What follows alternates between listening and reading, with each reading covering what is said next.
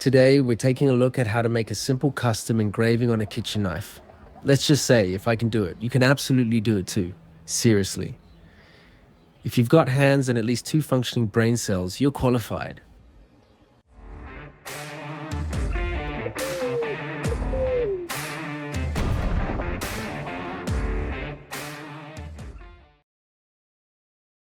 All right, let's kick this off by getting our design ready, because before we can ruin this knife in a creative, artistic way, we need a plan. Or at least something that looks like a plan. So the very first thing I do is take a photo of the knife. Nothing fancy, just a regular picture, but try to take it straight from above so the shape isn't distorted. If your photo looks like a potato took it, maybe try again. Your future self will thank you. I load the photo into my software, scale it properly, and start tracing the outline of the blade. This outline is basically our playground. It tells us exactly where we can put our artwork so we don't accidentally engrave something weird like half a design hanging off the edge or directly on the cutting surface. Because nothing says professional work like a recipe knife with a random floating eyeball engraved on the spine. Now, as for the software, look, I'll be honest, I'm not exactly a certified expert. Sometimes I feel like the program is judging me, but I keep clicking buttons until something happens, and usually that works. If you can relate, congratulations, you're more qualified than you think. Once I've got my outline, I import the image I want to use. In this case, it's something I generated with AI, because why draw stuff by hand when a robot can do it while judging you silently? I convert it to vectors so the edges are crisp and laser friendly. Then I play around with brightness and contrast to pull out clean lines. Depending on your program, this might take 5 seconds or 5 years. Mine chose violence, so it took a bit of wrestling. After that, I drop the cleaned up design onto the knife, outline, and check how it fits. And of course, surprise, surprise, it doesn't fit the way I imagined. Because why would anything ever work the first time?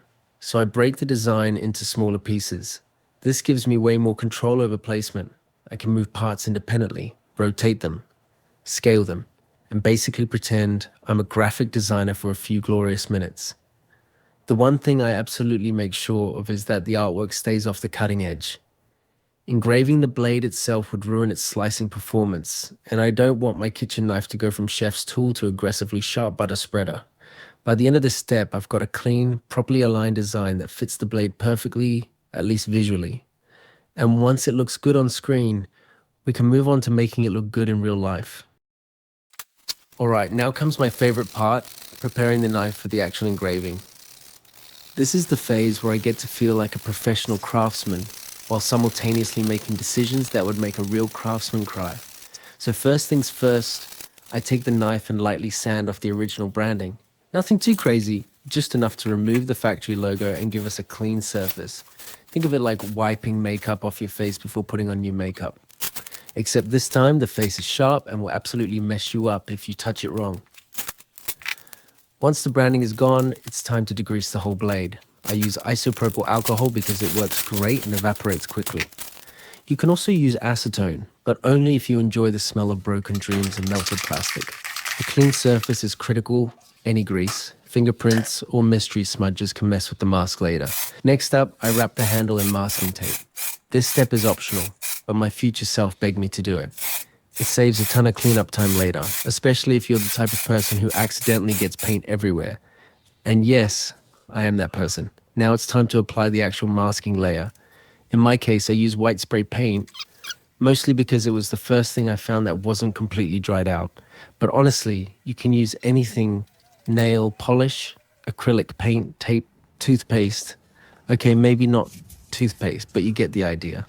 The goal is simply to create a protective film between the blade and the electrolyte we'll use later. When you spray, make sure you get every little corner. Anywhere the salt solution sneaks in will get etched, and trust me, that stuff finds gaps like your Wi-Fi finds dead zones. Apply one even coat, let it dry, and then flip the knife and spray the other side. Don't rush this step. Uneven masking leads to uneven etching, and uneven etching leads to sadness. All right, once the design is ready and the knife is wearing its fresh new coat of masking paint, it's time for the step that makes me feel way more professional than I actually am. Now, if you don't have a laser, don't worry. This step is basically just a fancy way of scratching paint off. If you've got a laser, awesome, use it. If you don't, you can achieve the exact same thing with a sharp hobby knife, a needle, a toothpick, or literally anything you found in a drawer labeled miscellaneous sharp things. But since I do have a laser, and I love finding excuses to use it, I clamp the knife into my 30-watt fiber laser.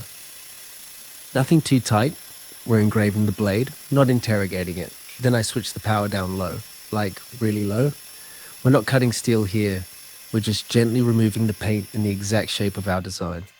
Think of it as using a flamethrower to toast marshmallows. Technically possible, but overkill. I line up the blade using the outline tool, double check my alignment, triple check if you have trust issues like I do, and then I let the laser do its thing. It quickly burns off the paint and reveals the raw steel underneath. And that exposed steel is where all the electrochemical magic is going to happen. After the paint is removed, I clean up the blade with a bit of alcohol to get rid of any burned residue. If the mask looks patchy or uneven, add another layer of paint and redo that part. Good masking equals good engraving.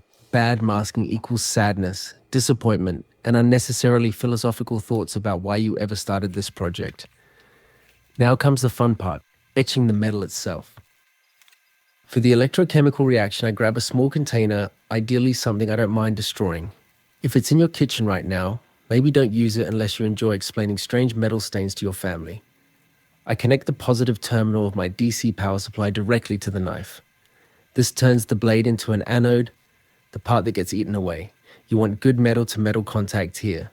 Paint doesn't conduct electricity, and neither does hope, so scrape a tiny spot of paint off somewhere hidden if needed. Next, I take a cotton pad or a folded piece of paper towel, basically anything absorbent, and soak it in salt water. Just regular table salt mixed with warm water. Cheap, simple, effective. This becomes our electrolyte. The negative terminal of the power supply gets clipped to a metal tool touching the wet cotton. Now, with the salty pad pressed onto the exposed metal of the design, the magic starts. As soon as I tap the cotton onto the blade, I can hear a faint crackle and see tiny bubbles forming. That's the metal dissolving on a microscopic level, tiny particles leaving the blade and becoming part of your salty cotton pad. I slowly dab and rub over the design, keeping the pad wet. If it dries, nothing happens. If it drips everywhere, too much happens, so keep it controlled. Depending on the power supply, I aim for 5 to 12 volts. Higher voltage means faster etching, but also more chaos. And I like my chaos in small, manageable doses. I etch the design in stages. First the main outline, then the darker parts, then the details. Doing it layer by layer creates depth. It gives the final engraving a textured, professional look instead of a flat, sleepy one. Every minute or so, I wipe the blade clean to check my progress. If it's not deep enough, I repeat the process. If it's too deep, well, congratulations. And here is the final result.